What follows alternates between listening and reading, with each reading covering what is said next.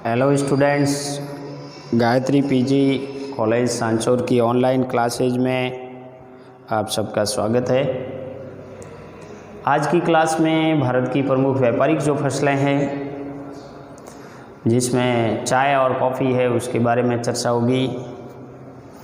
कल की क्लास में भी अपने गन्ना, उससे पहले कपास, ये जो व्यापारिक नकदी फसलें हैं उनके बारे में अध्ययन किया है।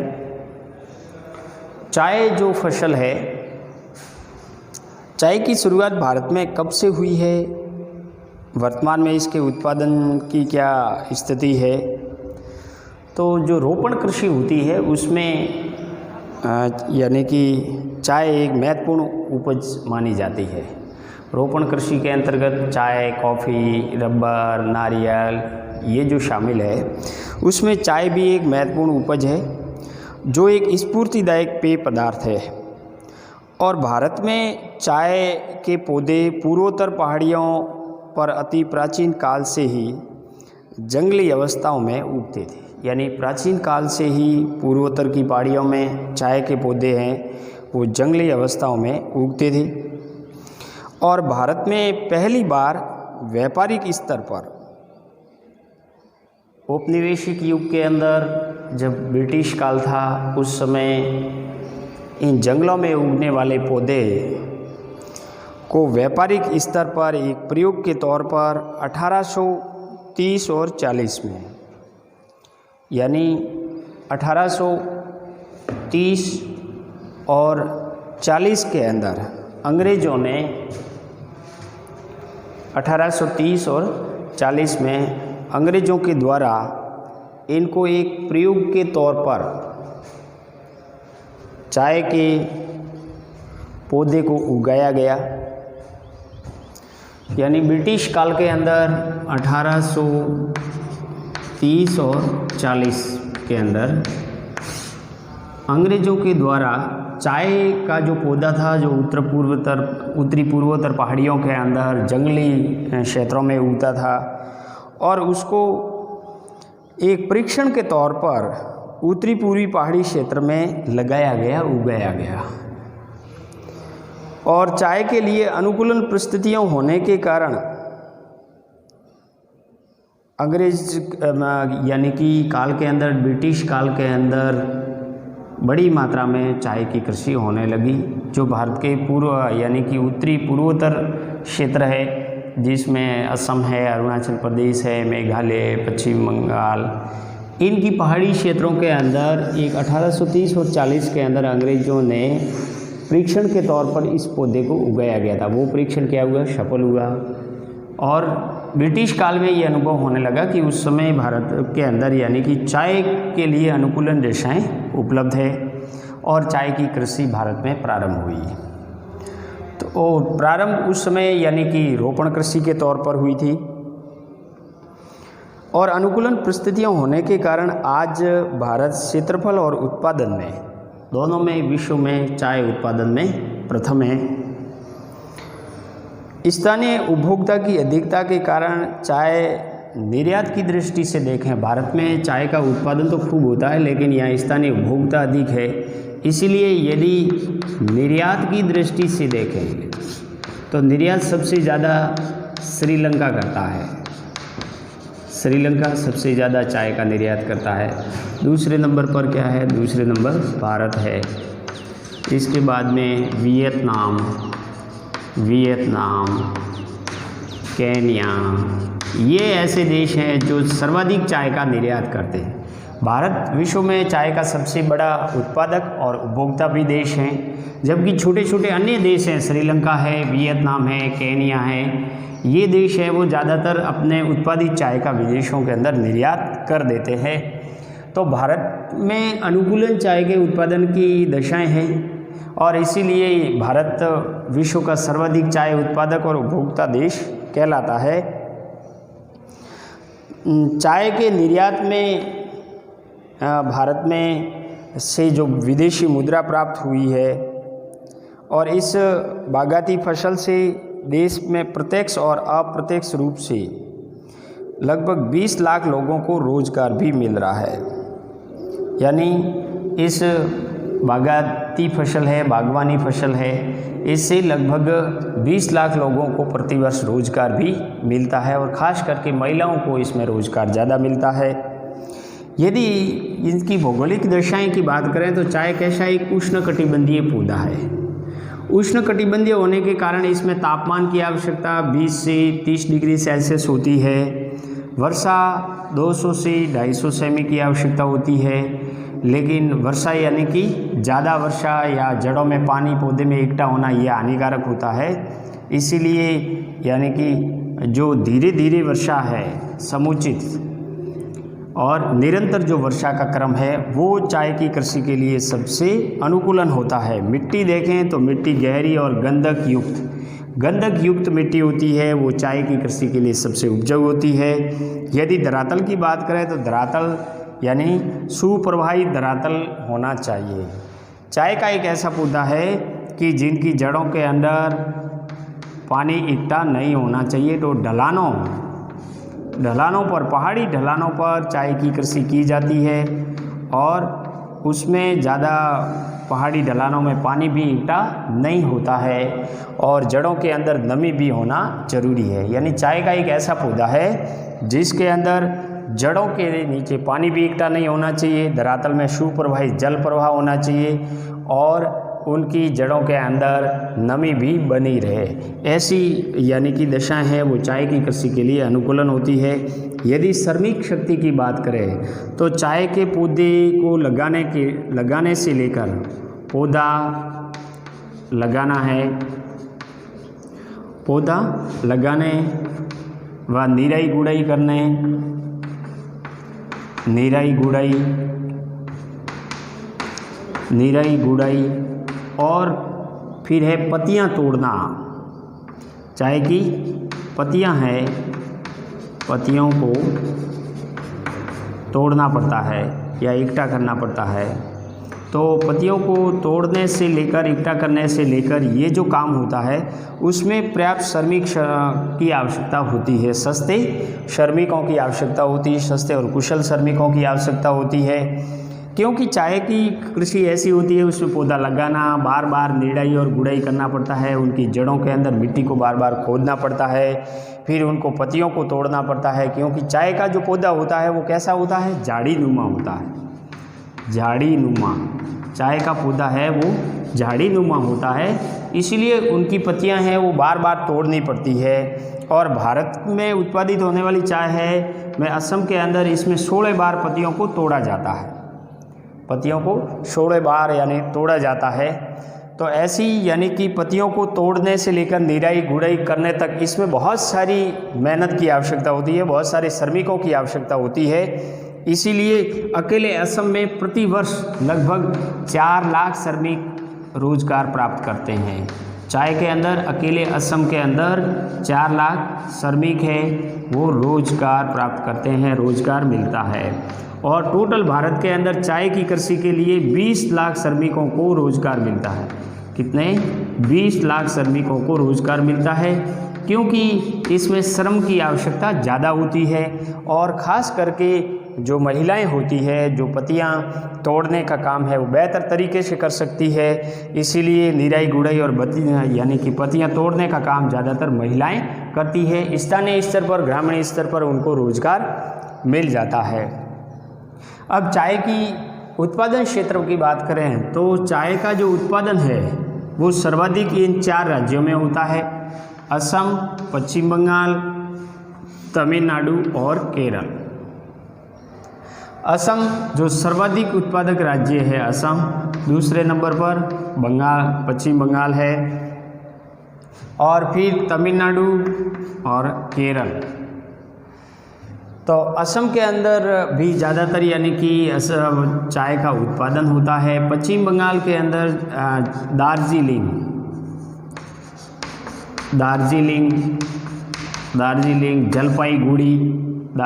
जलपाईगुड़ी ये जो ज़िले हैं इनमें सर्वाधिक यानी कि चाय का उत्पन्न होता है। और दार्जिलिंग की चाय है, दार्जिलिंग की चाय क्या है, विश्व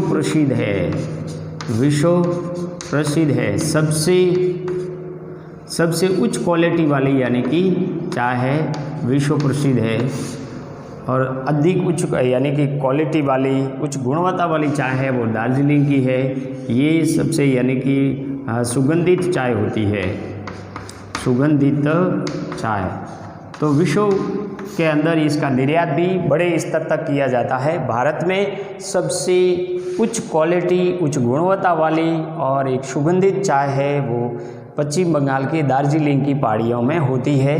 दार्जिलिंग में होने वाली पहाड़ियों में चाय है उसका अधिकांश क्या किया जाता है, निर्यात किया जाता है, विदेशों के अंदर निर्यात किया जाता है। खास करके पश्चिमी यूरोपीय देश और संयुक्त राज्य अमेरिका है, इन देशों के अंदर दार्जिलिंग की चाय की डिमांड रहती है। इसके अलावा केरल और तमिलनाडु के अंदर भी अन्नामलाई की पहाड़ियाँ हैं, अन्नामुडी की जो पहाड़ियाँ हैं, कार्डमम की पहाड़ियाँ हैं, नीलगिरी की पहाड़ियाँ हैं, इनमें भी चाय का उत्पादन होता है। इसके अलावा कर्नाटक है, हिमाचल प्रदेश, उत्तराखंड, मेघालय और अरुणाचल प्रदेश और पश्चिम बंगाल, यानी यहाँ असम पश्चिम बंगाल के अंदर चाय का उत्पादन होता है। और यहाँ के तमिलनाडु, कर्नाटक और केरल के अंदर अन्नामलाई की पहाड़ियाँ हैं, अन्नामलाई एवं नीलगिरी की पहाड़ियों के अंदर चाय की कृषि होती है, चाय की कृषि होती है। जिसमें कर्नाटक है, कर्नाटक का तुमकुर है, दुर्ग जिला है, ये जो है वो यानी चाय उत्पादन के लिए जाने जाते हैं। तमिलनाडु में भी चाय का उत्पादन होता है, लेकिन सर्वाधिक उत्पादन कहाँ होता है, असम के अंदर होता है। चाय के उत्पादन की बात करें तो उसमें यानी कि सर्वाधिक उत्पादन है वो असम के अंदर होता है और सबसे कम उत्पादन हिमाचल प्रदेश में होता है, सबसे कम उत्पादन हिमाचल प्रदेश में होता है। प्रति हेक्टर उत्पादन तमिलनाडु में सर्वाधिक है। और ज़िले की दृष्टि से देखें तो किले का त्रिचूर जिला यानी केरल का त्रिचूर जिला है, त्रिचूर जिला ये प्रति हेक्टर उत्पादन में भारत में प्रथम है। चाय का प्रति हेक्टर उत्पादन त्रिचूर जिले के अंदर चाय का प्रति हेक्टर सर्वाधिक उत्पादन होता है वो त्रिचूर जिले के अंदर होता है। केरल का त्रिचूर जिला है वो प्रसिद्ध है। सर्वाधिक यानी सबसे कम उत्पादन है वो हिमाचल प्रदेश के अंदर यानी कि होता है। असम में सभी आवश्यक भौगोलिक दशाएं अनुकूलन होने के कारण यहाँ देश की 52% चाय क्षेत्र पड़ता है। देश का 52% चाय क्षेत्र है वो कहाँ पड़ता है, असम के अंदर पड़ता है।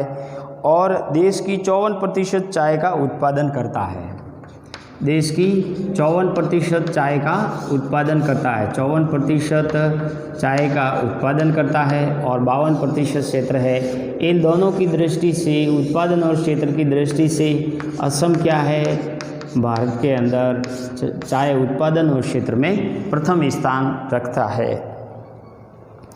यहाँ के शिवसागर, लखीमपुर, दरांग, गोलपाड़ा, नौगांव आदि ऐसे ज़िले हैं जो जहाँ चाय के उत्पादन के लिए जाने जाते हैं। और देश के अन्य यानी राज्य जो विशेषकर दक्षिण में उत्पादन बढ़ने से असम की चाय सापेक्षित यानी कि महत्व है वो कुछ कम हुआ है। दक्षिणी भारत के अंदर चाय का उत्पादन बढ़ा है, अन्य राज्यों में बढ़ा है, तो असम की चाय का कुछ यानी कि महत्व थोड़ा कम हुआ है।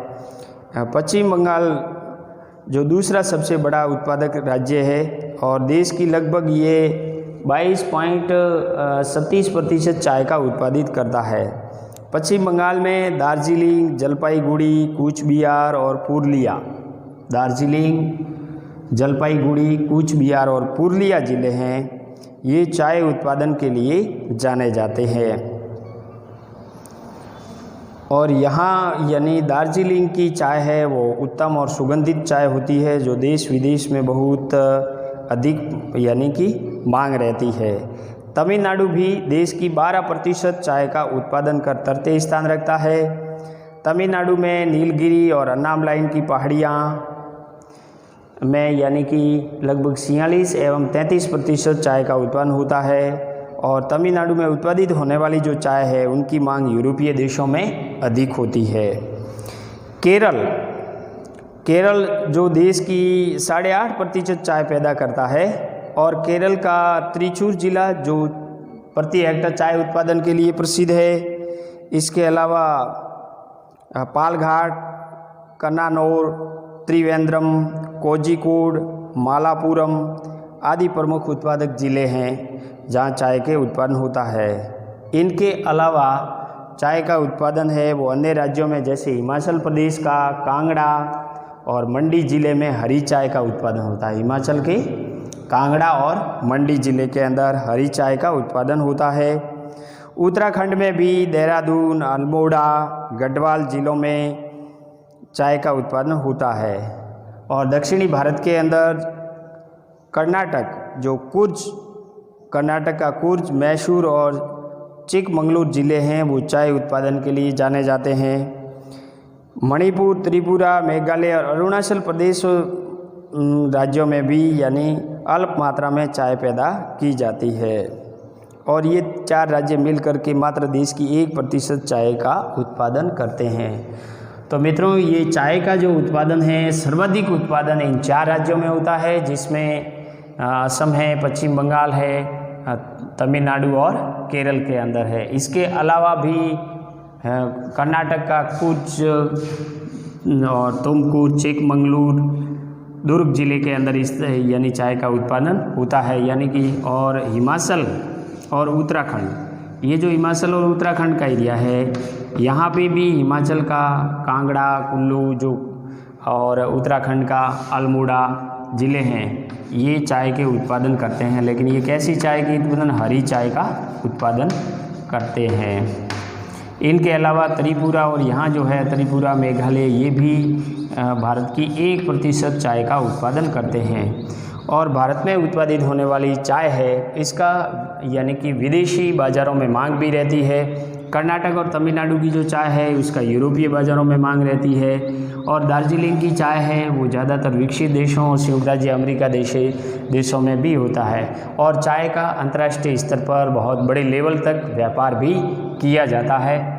ज़्यादातर निर्यातक देशों की श्रेणी में देखें तो सबसे ज़्यादा निर्यात श्रीलंका करता है। इसके बाद भारत, वियतनाम और केन्या ये ऐसे देश हैं जो सर्वाधिक चाय का निर्यात करते हैं। भारत के साथ साथ श्रीलंका, वियतनाम और केन्या भी चाय का सर्वाधिक निर्यात करते हैं। भारत उत्पादक के साथ साथ यानी कि स्थानीय मांग अधिक रहती है, इसीलिए सर्वाधिक निर्यात नहीं कर पाते हैं।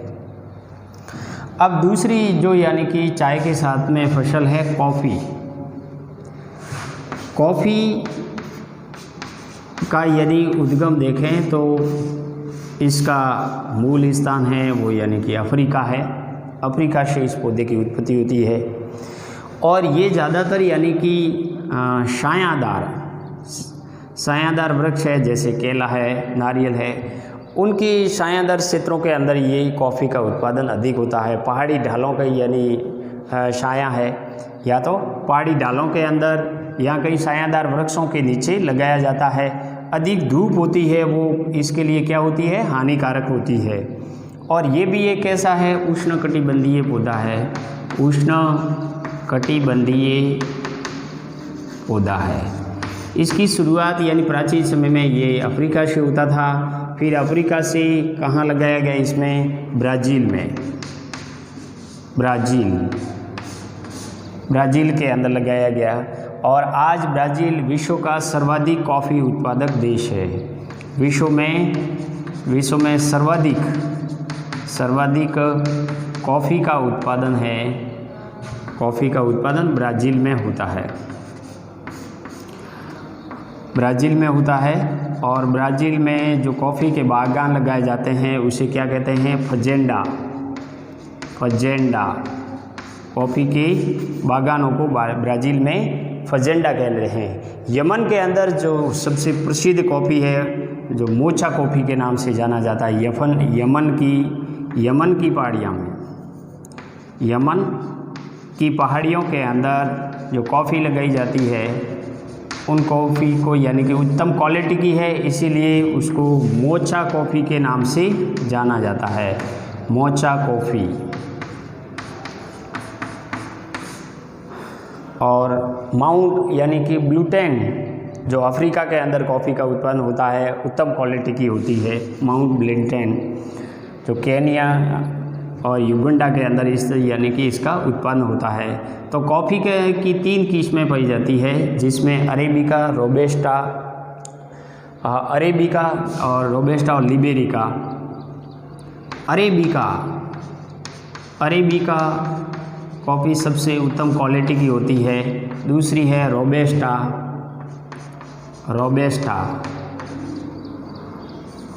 रोबेस्टा और लिबेरिका कॉफ़ी की यानी कि 3 किस्में होती है, जिसमें अरेबिका, रोबेस्टा और लिबेरिका। विश्व में सर्वाधिक कॉफ़ी है वो अरेबिका यानी का उत्पादन होता है। रोबेस्टा कॉफ़ी है, इसमें रोग प्रतिरोध क्षमता अधिक पाई जाती है। रोबेस्टा कॉफ़ी के अंदर रोग प्रतिरोध क्षमता भी अधिक पाई जाती है। और सबसे निम्न गुणवत्ता वाली जो कॉफ़ी है वो यानी लिबेरिका है। सबसे उच्च गुणवत्ता वाली जो कॉफ़ी है वो अरेबिका कॉफ़ी है। और भारत में भी अरेबिका कॉफ़ी का उत्पादन किया जाता है। कॉफ़ी के लिए यानी कि ये एक ऐसा पौधा है जिसमें अधिक धूप भी नहीं होनी चाहिए। अधिक धूप होती है वो इसके लिए क्या होती है, हानिकारक होती है। अधिक धूप हानिकारक होती है। और ज़्यादातर ये केले के जो पौधे होते हैं, पहाड़ी ढालों के अंदर केले के जो पौधे होते हैं, और उन केले की पौधे की साया के अंदर कॉफ़ी के छोटे छोटे यानी कि पौधे लगाए जाते हैं, फसल लगाई जाती है। यमन की जो पहाड़ियाँ हैं उनके ढलानी भागों में अधिकांश यानी कि छाया रहती है और हल्की सी फुहारों वाली बारिश होती है, जो कॉफ़ी उत्पादन के लिए सबसे अनुकूलन दशाएं पैदा करती है। भारत में कॉफ़ी का उत्पादन है वो सर्वाधिक कहाँ होता है, कर्नाटक के अंदर। कर्नाटक के अंदर नीलगिरी की जो पहाड़ियाँ हैं, कर्नाटक के अंदर नीलगिरी की पहाड़ियाँ हैं, वो कॉफ़ी उत्पादन के लिए प्रसिद्ध है। उन पहाड़ियों के अंदर कॉफ़ी का उत्पादन होता है, चाय का भी होता है, इसके साथ साथ कॉफ़ी का भी उत्पादन होता है।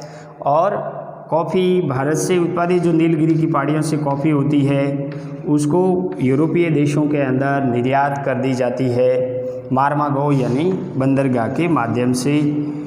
इनके अलावा कुछ कॉफ़ी का उत्पादन है वो केरल में भी होता है।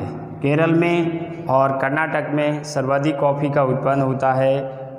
तमिलनाडु के कुछ क्षेत्रों में भी कॉफ़ी का उत्पन्न होता है। और इधर जो पूर्वोत्तर राज्य है, मेघालय, मणिपुर, अरुणाचल, इसमें भी कुछ अल्प मात्रा के अंदर कॉफ़ी का उत्पन्न होता है। लेकिन भारत में जो कॉफ़ी होती है कर्नाटक, केरल के अंदर, वो कैसी कॉफ़ी होती है,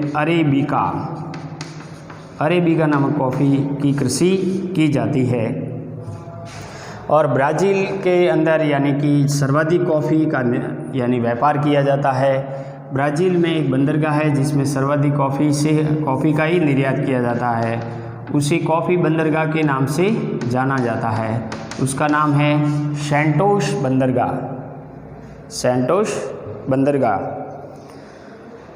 तो इस प्रकार भारत में कॉफ़ी का उत्पादन इतना नहीं होता है जितना अन्य देशों के अंदर होता है, लेकिन फिर भी भारत के कर्नाटक और केरल राज्यों के अंदर कॉफ़ी का उत्पादन होता है और इसका अधिकांश विदेशों के अंदर निर्यात कर दिया जाता है।